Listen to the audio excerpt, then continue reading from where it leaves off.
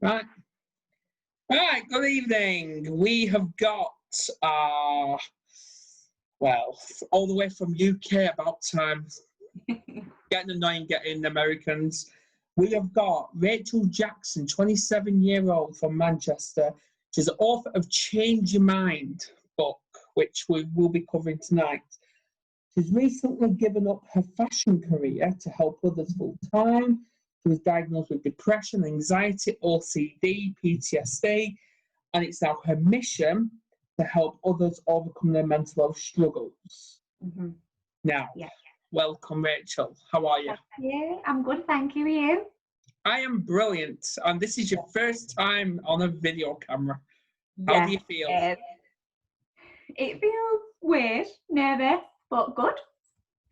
Yeah, I know. Right, so I want to start, because obviously, like I said, there's nothing scripted about me. Like what I say, what you see is what you get.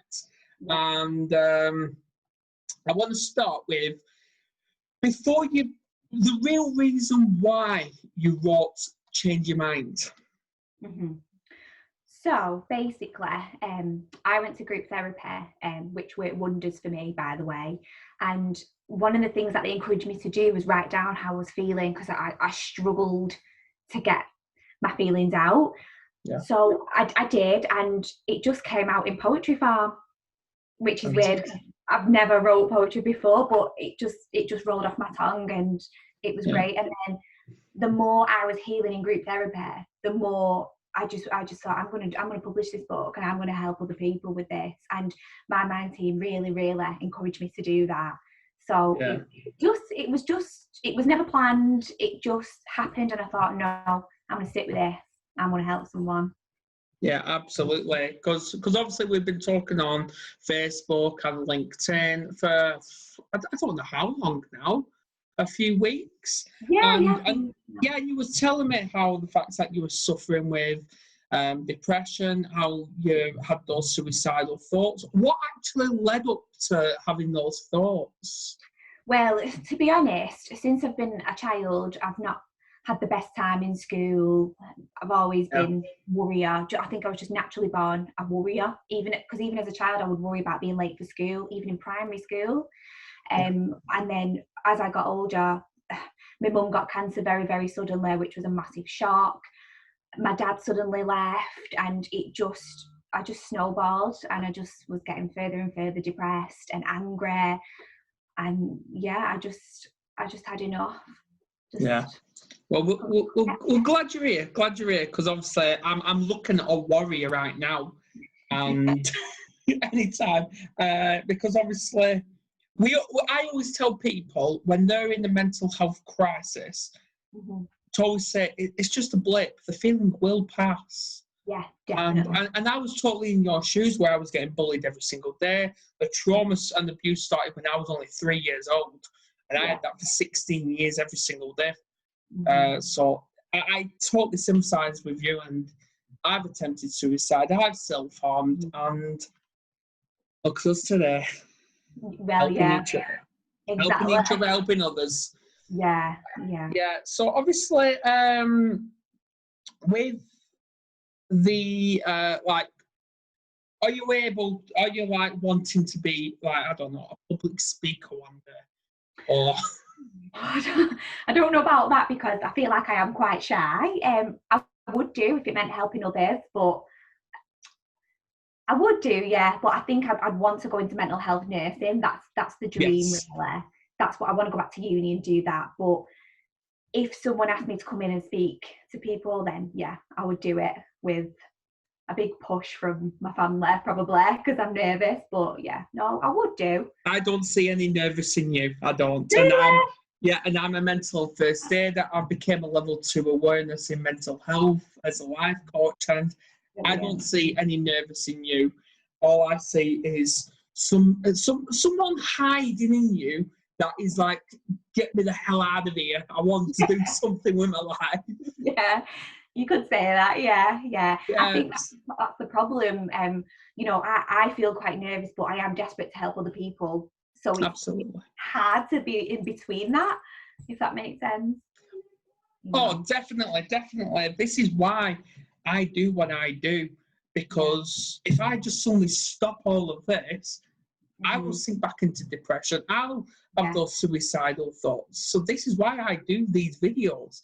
Yeah. Well, people say it's an interview, but it's actually more of a discussion, Yeah. which will end up on YouTube. I must warn you of that. But other than that, yeah, like I'm planning.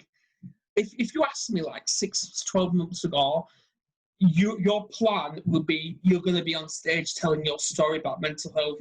You've already been on the radio telling your story.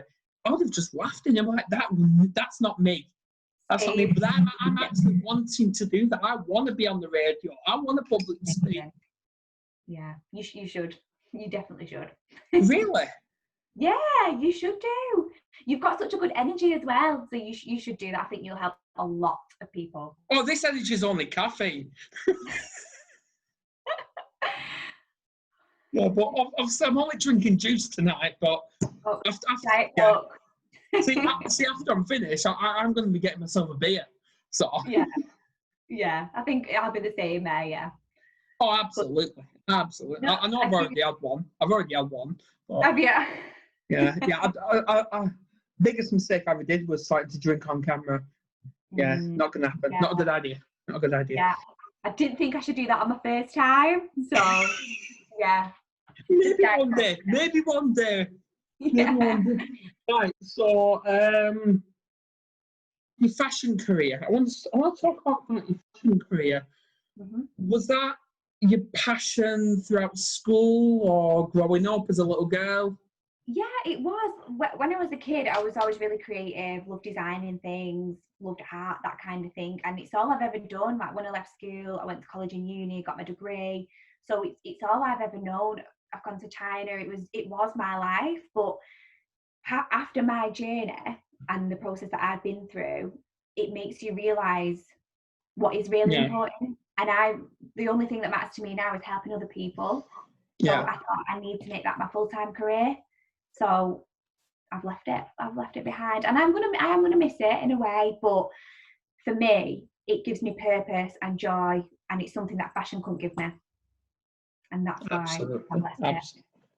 Absolutely, because obviously we're all capable of anything. Like I've got 2 kids here, and we're starting to think about their future. I know they're only 8 and 7, but it's good to know your future at this age. Yeah. And I always ask them what do they want, because they're starting to show the skills now. One's got autism, one's practically on the autistic spectrum. Mm-hmm. And obviously, I've seen the skills. And I know we're going a bit off topic here, but obviously my son, he's practically a gamer. He's fantastic at maths. And my daughter, she just loves singing and dancing. Which I think all little girls are like that at some point. Yeah.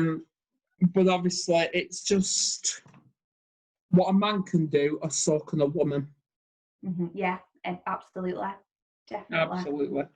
Absolutely. So obviously, with you, just simple words, what's next for Rachel Jackson? Well, I think I'm going to write another book. I'm definitely going to write another book. I want to do one that's more child friendly, that encourages children to be kind to each other from a young age. Because obviously part of what I've experienced in primary school has affected me and will stay with me forever, and I've had to overcome that. So I feel like if children knew the effects of that, but in a friendly way, if that makes sense, in a child-friendly way, maybe it would encourage them to be a bit more kind to us and think about other people's feelings at a young age. Yeah. So I'm hoping to do a children's one soon when I get the time eventually. That's fantastic. That is fantastic. And obviously, maybe I will buy that book at some point when it is released. Probably see you at a book. I don't know, one of them book sale things where you're writing autographs, stuff like that. Maybe. Who knows? You never know. I know. Never say never. Never say never.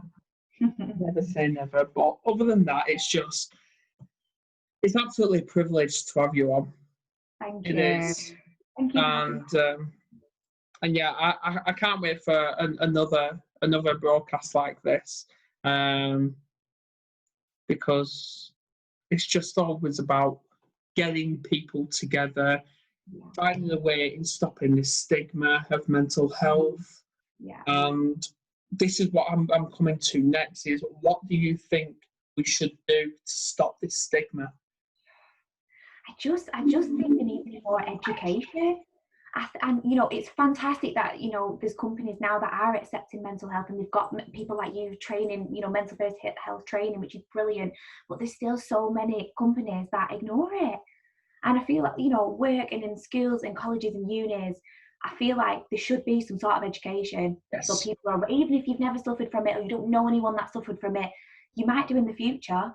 And if you know what to look out for, you might be able to help a person, point them in the right direction. I think it's education. I think that's the key.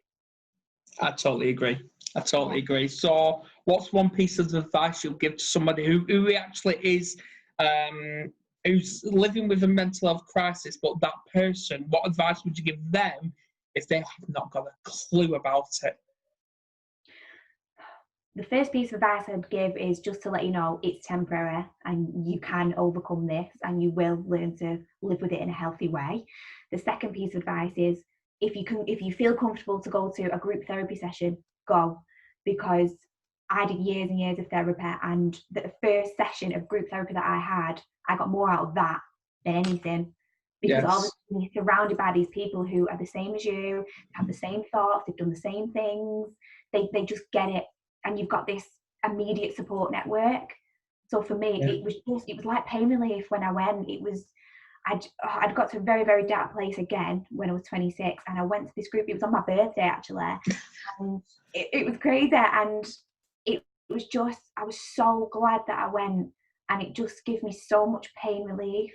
It really did, and I would just encourage anybody just to talk to somebody who feels safe to talk to. Yeah, there are people out there. I've had counselling majority of my life. That never worked. Maybe that was me not giving it a chance. Mm-hmm. But I've now turned to family and friends, and this is where I am today. But even though it never worked for me, doesn't mean it won't work with anybody else. Exactly. Everybody's different group might not be for some people, but other people it might help. In like counselling, you know, one-to-one sessions, that might be brilliant for some people. It's just what works for you. Absolutely. But talking is so effective. It really is. Absolutely. Well, on that note, thanks for coming on. Oh, you're welcome. Much privilege. Thank you. I will download this and upload it to YouTube. Brilliant. Thank you. Thank you so much for having that. Anytime.